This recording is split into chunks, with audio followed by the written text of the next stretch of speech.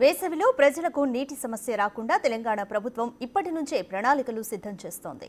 వచ్చే 5 నెలల కోసం మిషన్ భగీరథ సిబ్బంది ప్రణాళిక రూపొందించుకోవాలని మంత్రి సీతక్క అధికారులను ఆదేశించారు. వేసవి ముగిసే వరకు ప్రజలకు ఎలాంటి ఇబ్బందులు లేకుండా చూడాలని చెప్పారామె. ప్రతి మనిషికి 100 లీటర్ల నీటిని ప్రతిరోజు అందించాల్సిందేనని తెలిపారు. గ్రామ స్థాయిలో, మండల స్థాయిలో క్రీమ్ కమిటీ వేసుకుని భవిష్యత్తులో ఎలాంటి సమస్యలు లేకుండా చూడాలని చెప్పారు.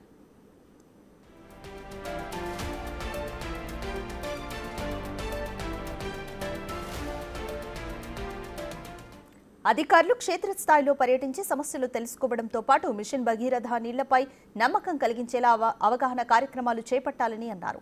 మిషన్ భగీరథపై వేల కోట్లు ఖర్చు చేసినా ప్రజలు ఎందుకు ఆ నీటిని పూర్తి స్థాయిలో వినియోగించలేకపోతున్నామని ప్రశ్నించారు.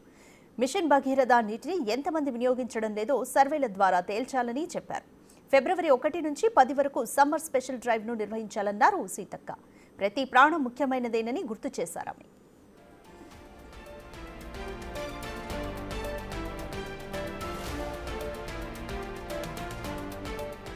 మిషన్ భగీరథ నీటి కారణంగా ఎవరూ అనారోగ్యం పాలు కాకూడదని స్పష్టం చేశారు. ఆ బాధ్యత మిషన్ భగీరథ ఇంజనీర్లదేనని స్పష్టం చేశారు. ఈ విషయంలో అధికారులంతా నిబద్ధతతో పనిచేయాలని అన్నారు. కావాలని తప్పులు చేసినా, పొరపాట్లు చేసినా సర్వీస్ నుంచి రిమూవ్ అవుతారని హెచ్చరించారు మంత్రి.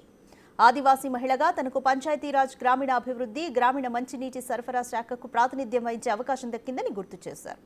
తెలంగాణ చరిత్రలోనే కాదు, ఉమ్మడి రాష్ట్ర చరిత్రలో కూడా ఏ మహిళకు ఇలాంటి అవకాశం దక్కలేదని అన్నారు.